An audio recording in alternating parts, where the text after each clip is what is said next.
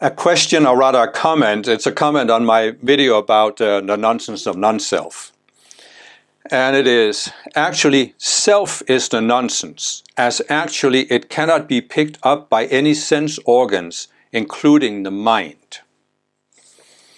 Okay.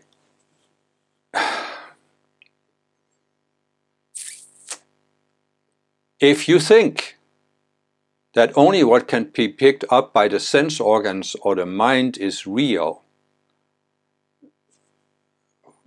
how can you be a spiritual person? How can you be spiritually interested in any kind of growth, any kind of change that could happen? You know, the whole idea of the spiritual path that goes back thousands of years is that there is a world beyond the material, a spiritual reality beyond the material world. I mean, if you boil down all spiritual teachings, all spiritual traditions that have ever existed and that exist today, the central tenet of all of them is the material world is not all that is, there is something beyond it. And we can come to know something about that world beyond.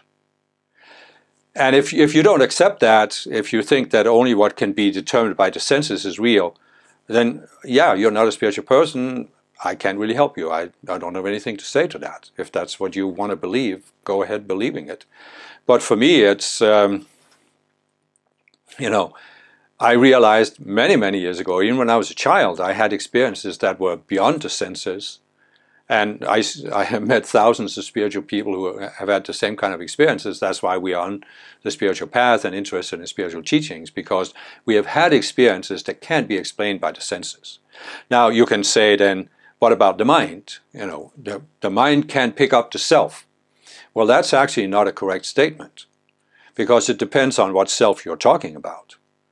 And in my teachings on non-duality that I have given here, I talk about two different kinds of selves. I talk about the separate self and the individual self. And the individual self, and I explained this in my video about how the world was created, the individual self is created out of the Creator's being. And, you know, again, all spiritual teachings and traditions are saying that there is at least one being, and possibly more, beyond the material world that had created the material world. And, you know, so this means that there is something that's real, but the senses can't detect the Creator.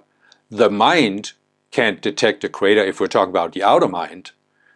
So why are all these spiritual traditions talking about this?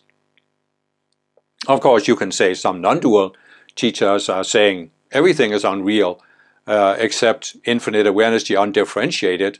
So even what I call the Creator or some Creator God is not real. But then leaves the question, how did the world come into existence then? Did it just happen? Well, then you have to explain how that could happen. How could something come out of nothing if there was no intent or vision to create something? But anyway, what I'm trying to say here is that if you think that there's nothing beyond what the mind or the senses can detect, then all spirituality is nonsensical to you. I understand that. But what I am saying is that there are these two kinds of selves. There's the individual self that is an extension of the Creator's being. And then there's the separate self, which is what we are created when we go into what I call the dualistic state of consciousness, seeing ourselves as separate beings. And in the dualistic state of consciousness, we create all these mental images that we experience as real from the inside, but they are not real. And so what I'm also saying is that there's actually a third self, because we have a higher self, which is the individual self that's out of the Creator's being. But it sent an extension of itself into embodiment on earth. And I call this extension the conscious you. And the reason why this is important is that you have this 1,000-year-old tradition you have probably millions of people who are described. They have spiritual, mystical, non-dual experiences. How do you explain these experiences? Because you can't have them with the senses. They are beyond the senses. And they are beyond the separate mind, because the separate mind sees everything as separate. But when you have these experiences, you are experiencing oneness. And logically, the separate mind cannot experience oneness. So there has to be a part of you that is able to step outside this separate self and experience the underlying oneness of all life. These are the experiences people have had for thousands of years. You can be arrogant and just discount that.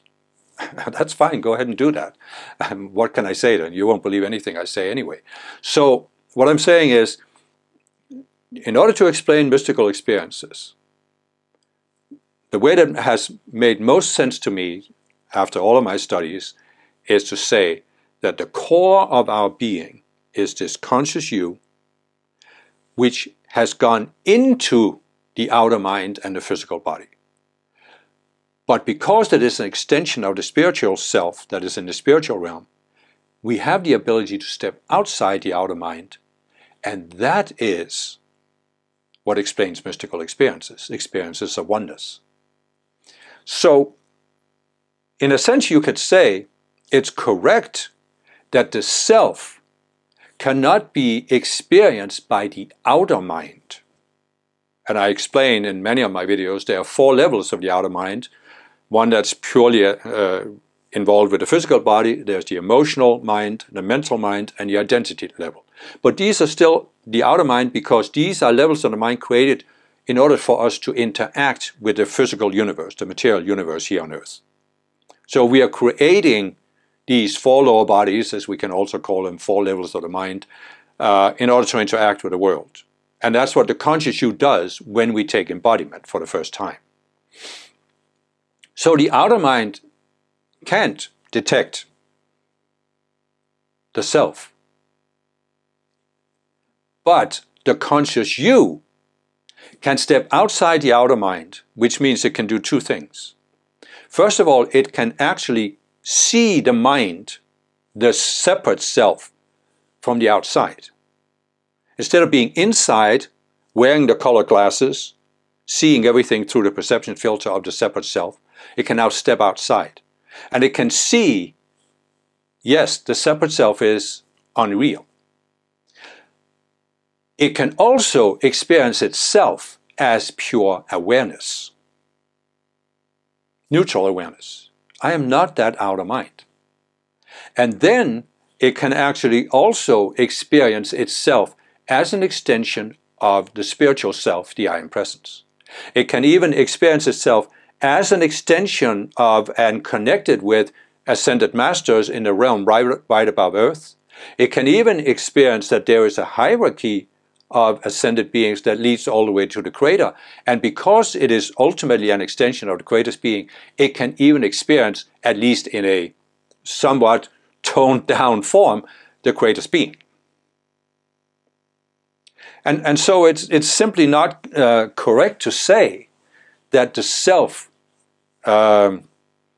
is nonsense because it can't be experienced by the senses or the mind.